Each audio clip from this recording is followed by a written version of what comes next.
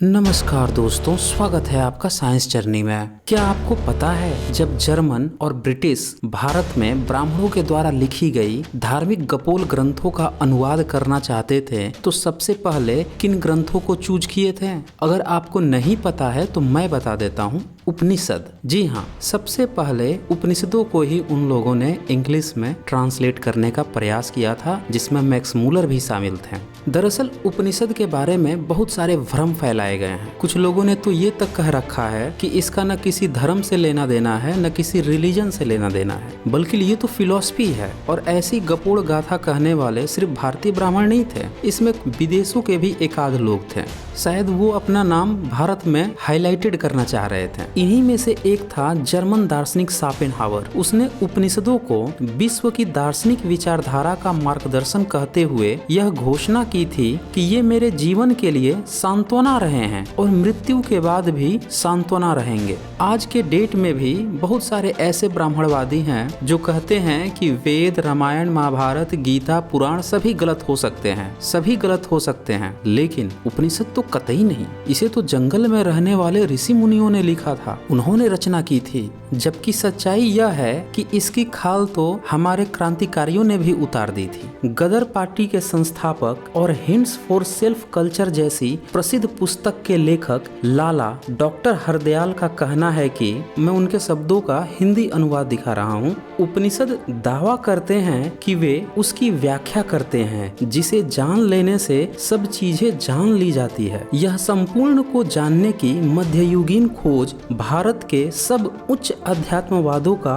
आधार है। ये ग्रंथ मूर्खतापूर्ण अहंकार, विचित्र कल्पनाओं और अस्त व्यस्त विचारों से भरे हुए हैं। और इसी तरह की बातें भी आगे कहते हैं, आप चाहें तो पॉज करके या स्क्रीनशॉट लेकर इसे पढ़ सकते हैं। दरअसल उपनिषदों में इतनी अश्लीलता, इतनी गपोड़ गाथा है जिस पर मैं 2 वीडियो ऑलरेडी बना चुका हूँ। वीडियो नंबर 63, 64, जिसे आप लोगों ने काफी पसंद भी किया था। जिन लोगों ने अभी तक नहीं देखा है वो जाकर जरूर देख लें, डिस्क्रिप्शन में भी लिंक दे दूंगा। दरअसल उपनिषदों में इतनी ज्यादा गलतियां हैं, इतनी ज्यादा अश्लीलता और मूर्खतापूर्ण बातें हैं कि जो आर्य समाजी जो हर धार्मिक ग्रंथ से विज्ञान टपकाने लगते हैं वो भी अपना माथा पकड़ के बैठ गए। कितना भी अर्थ बदले उसकी अश्लीलता ही न खत्म हो। तब उन्होंने मिलावट का रोना शुरू कर दिया। आर्य समाजी विद्वान रघुनंदन शर्मा ने उपनिषदों के अनेक अनुच्छेदों व खंडों को असुरों द्वारा किए गए प्रक्षेप बताया है। अब देखिए, असुरों ने प्रक्षेप कर दिया, मिलावट कर दी। एक तरफ ये गाथा गाते हैं कि पीढ़ी दर पीढ़ी इनके माता पिता, इनके पूर्वज संस्कृत ग्रंथों को ढो कर लेकर आए और बीच में असुर जो है इनके बाप दादाओं के दिमाग के भीतर घुस जाता था और भीतर प्रक्षेप कर देता था, मिलावट कर देता था। और इनके बाप दादे जब सुबह में उठते थे तो फिर से जब रट्टा मार करते थे तो वहां से वो चीज गायब होकर असुरों के द्वारा जो दिमाग में डाला गया होता था वो चीज आ जाती थी।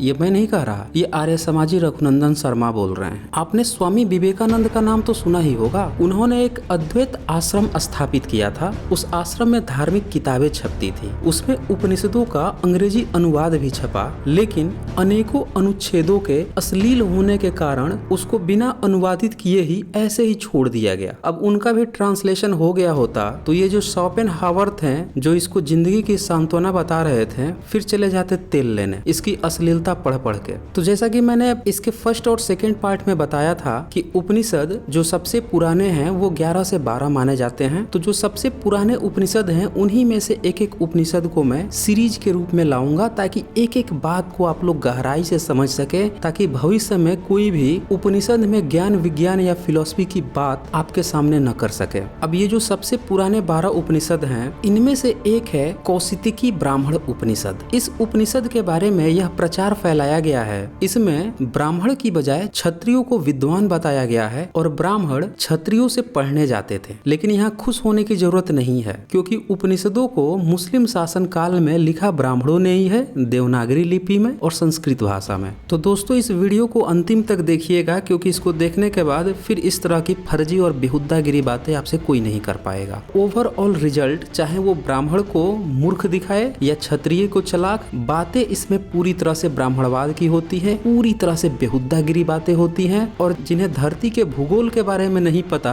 वो ब्रह्मलोक की फर्जी बातें करने लगते हैं। इस कौशिकी ब्राह्मण में 4 अध्याय हैं। तो आइए मैं सबसे पहले पहला ही अध्याय खोल के आपको दिखा देता हूँ। पहले अध्याय में 3 चरित्र हैं। पहला है उद्दालक आरूढ़ी जो कि गौतम वंशी है, उसका बेटा है श्वेत केतु और तीसरा चरित्र है राजा चित्रका। तो इसमें ये दिखाया गया है कि जो ब्राह्मण उद्दालक आरूढ़ी है और उसका बेटा श्वेत केतु ये दोनों ही रट्टू तोते हैं। इन लोगों को कुछ भी ज्ञान नहीं है, बस यज्ञ कराने जाते हैं, कुछ मंत्र वंत्र पढ़ देते हैं, उसके भीतर क्या दिया हुआ है उनसे इनका कोई नाता नहीं है। तो एक दिन जो राजा चित्र है वो उद्दालक आरूढ़ी को अपने यहाँ बुलाता है कि आकर यज्ञ करने के लिए। तो उद्दालक आरूढ़ी खुद नहीं जाता है, अपने बेटे श्वेत केतु को भेज देता है। जैसे ही श्वेत केतु राजा चित्र के पास पहुँचता है तो वो उससे एक सवाल पूछ लेता है, हे गौतम पुत्र, क्या इस लोक में कोई ऐसा गुप्त स्थान है जहाँ तू यज्ञ करके मुझे स्थापित कर सकेगा, अथवा अर्ची आदि मार्ग से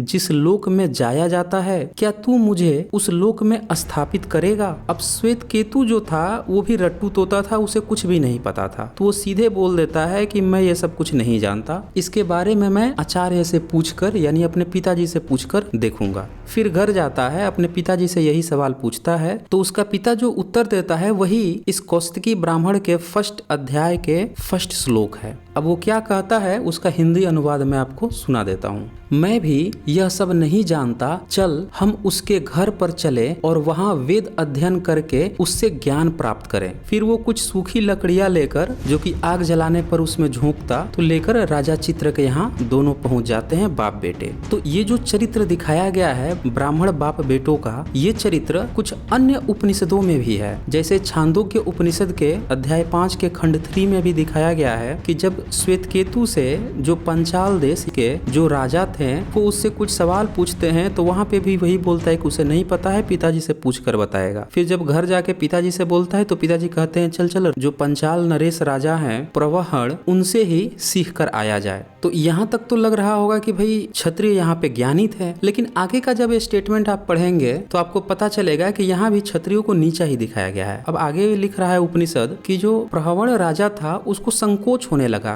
कि मैं तो क्षत्रिय हूँ और ब्राह्मण को कैसे शिक्षा दूं, यानी वो संकोच कर रहा है, मतलब कि वो ब्राह्मण को उच्च समझ रहा था। इसी तरह से ये जो कौशिकी ब्राह्मण उपनिषद की जो घटना है कि बाप बेटे दोनों राजा चित्र के यहाँ पहुँचते हैं तो चित्र भी एक राजा है और जब ये ज्ञान देने के लिए मुंह खोलता है तो आप ही माथा पकड़कर बैठ जाएंगे कि भैया ये कितनी गपोड़ गाथा और कितनी फालतू और बेहुदागिरी बातें यहाँ पे चल रही है। अब इसी अध्याय 1 का जो अगला श्लोक है 2 उसमें राजा चित्र उपदेश दे रहा है। क्या उपदेश दे रहा है कि बच्चा जो है माँ के पेट में 12 या 13 मास तक रहता है। अब इसी से आप अनुमान लगा लीजिए कि क्षत्रिय को ज्ञानी दिखाया जा रहा है, इतना ज्ञानी कि उसे पता ही नहीं है कि बच्चे 9 महीने में जन्म लेते हैं कि 13 महीने में जन्म लेते हैं। ये तो है उपनिषद का ज्ञान और विज्ञान। ऐसा लगता है कि जैसे उपनिषद का जो राइटर मुस्लिम शासनकाल में बैठकर लिख रहा था तो उसने कोई सस्ता नशा किया हुआ था, तभी उसको पता नहीं चल पाया कि इंसान के बच्चे 9 मास में पैदा होते हैं या 13 मास में। इसके बाद जो राजा चित्र है वो और भी उपदेश देता है इन बाप बेटों को। वो उपदेश अगले श्लोक 3 में दिया गया है। इसमें तो बिल्कुल हद हो जाती है। इसका हिंदी अनुवाद सुने। ब्रह्मलोक में अर नाम का सरोवर, इष्टिहा नाम का समय, विजरा नाम की नदी, इल्य नाम का वृक्ष, सालज्य नाम का नगर, अपराजित नाम का प्रसाद और इंद्र व प्रजापति नाम के द्वारपाल हैं। वहाँ ब्रह्मा का विभु नामक सुसज्जित कमरा है, उसमें विचहड़ा नामक उसकी गद्दी है, उत्कृष्ट तेज वाला उसका पलंग है, मानसी नामक उसकी प्रिया है। अब याद रहे प्रिया और बीवी में अंतर होता है। चाक्षुषी नामक प्रतिबिंब है। अब देखिए प्रतिबिंब देखने के लिए प्राचीन काल में 2 ही चीज होती थी, या तो पानी में देखो या फिर शीशा में देखो। तो प्राचीन काल में तो शीशे पाए नहीं जाते थे और यहाँ पे जैसे लिख रहा है कि चाक्षुषी नामक प्रतिबिंब है तो इससे पता चल रहा है कि सामने शीशा लगा हुआ है जिसमें देखा जा सके, यानी कि ये तो शीशा के आविष्कार के बाद लिखा गया है। तो आप कमेंट करके बताएं हमें कि शीशा का आविष्कार कब हुआ था। और इससे आगे सुने, बूढ़ी न होने वाली अप्सराएं हैं, ब्रह्म ज्ञान की नदियां बह रही हैं। अब ये देखिए बूढ़ी न होने वाली 72 हूरों का नाम तो आपने सुना था, लेकिन उपनिषदों में भी यही बात लिखी हुई है कि वहाँ पे बूढ़ी न होने वाली अप्सराएं हैं। ये ब्रह्मज्ञानी के लिए बात चल रही है कि जमीन पे जो घास फूस पे लेट के रहते थे, जिंदगी पर ब्रह्मचर्य पालन का ढोंग करते थे, खाने पीने की दिक्कतें सहते थे, अब ब्रह्मलोक में जाकर न बूढ़ी होने वाली अप्सराओं से मिलेंगे, ये पलंग पर सोएंगे, महलों में रहेंगे। यही है ब्रह्म ज्ञान, यही है उपनिषद का फिलॉसफी। लेकिन चित्र यही नहीं रुकता। इसी 3rd श्लोक में आगे वह बताता है कि जब कोई ब्रह्म ज्ञानी आगे बढ़ता है तो ब्रह्मा अपने सेवकों से कहता है, तुम दौड़कर उससे मिलो, मेरे यश से वह विजरा नाम की नदी को पार कर चुका है, अब वह कभी बूढ़ा नहीं होगा। तो देखिए, जमीन पे बूढ़ा होकर मर गया, दिक्कतों में मरा, खाने पीने के लाले पड़े थे जमीन पे, और यहाँ पे अब आ गया है ब्रह्मलोक में, तो अब ये कभी बूढ़ा भी नहीं होगा। अब ब्रह्मा इसको बुला रहा है, और तो और अप्सराओं से मिलने की बात चल रही है। लेकिन सवाल ये है कि 72 हूर का तो नाम आप जानते हैं, लेकिन यहाँ कितनी अप्सराएं इनको मिलेंगी? तो ये बात आ जाती है अगले श्लोक 4th में। इसका हिंदी अनुवाद सुने। 500 अप्सराएं उसे मिलने के लिए सामने आती हैं। सुना आपने?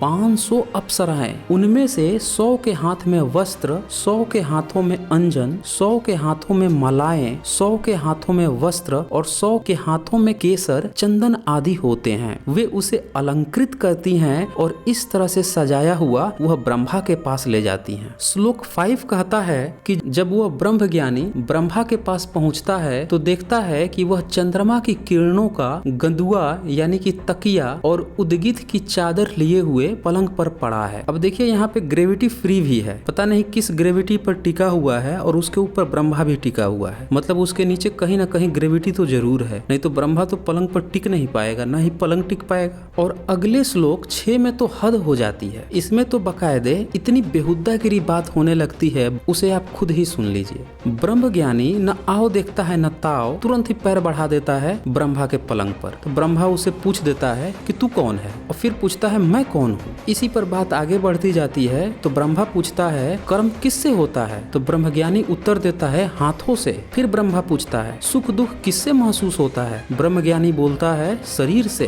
फिर ब्रह्मा पूछता है आनंद रति और संतान यानी कि प्रजा किससे प्राप्त होती है? तो ब्रह्मज्ञानी बोलता है लिंग से। अब जरा सोचिए, जमीन पर ब्रह्मचर्य का साधुपन का ढोंग ढो रहा था, और ऊपर जाके बता रहा है कि आनंद की प्राप्ति लिंग से होती है। अब आप समझ जाइए कि ये जितने भी बाबा ढाबा ढोल पजामा पहन के जो ब्रह्मज्ञानी बने फिर रहे हैं, इन सब के दिमाग में क्या लिंग ही है कि उसी से आनंद की प्राप्ति होती है? यही है सच्चाई इनकी। सबको 500 हूरे चाहिए, इसीलिए यहाँ पे बाबा ढाबा ढोल पजामा बने घूम रहे हैं। अब ये बात मैं नहीं कह रहा, अगला श्लोक 7 कह देता है। इसका हिंदी अनुवाद सुने। जिसे इस तरह का ज्ञान हो जाता है यानी आनंद लिंग से मिलता है, वह ब्रह्मा की सारी संपत्ति को जीतता है, वह ब्रह्मा की सारी शक्ति को प्राप्त कर लेता है। अब आप खुद सोचिए कि फिर तो ब्रह्मलोक में जितने भी यहाँ से ब्रह्मज्ञानी बन के जा रहे हैं, सब ब्रह्मा बन के बैठे हुए हैं, सब आनंद की प्राप्ति कर रहे हैं, न बूढ़ी होने वाली 500 अप्सराओं का भोग किए पड़े हुए हैं। यही है कौशितकी उपनिषद का विज्ञान और फिलॉसफी। और ये कौशितकी उपनिषद आरण्यक यानी जंगल में पढ़ने योग्य उपनिषद है। अब इसी से आप सोच लीजिए कि जंगल में बैठकर ये सारे ढोल पजामे कौन सा ब्रह्म ज्ञान ले रहे थे। दिमाग में इनके 500 हूर, पलंग, राजमहल और आनंद लेने के लिए लिंग के सपने हो रहे थे। तभी तो ये ब्रह्मलोक में ऐसी बातें कर रहे हैं। जमीन पे घर से दूर हो जाओ, अब ब्रह्मलोक में जाकर मजे लो। ये है फिलॉसफी कौशितकी ब्राह्मण उपनिषद की।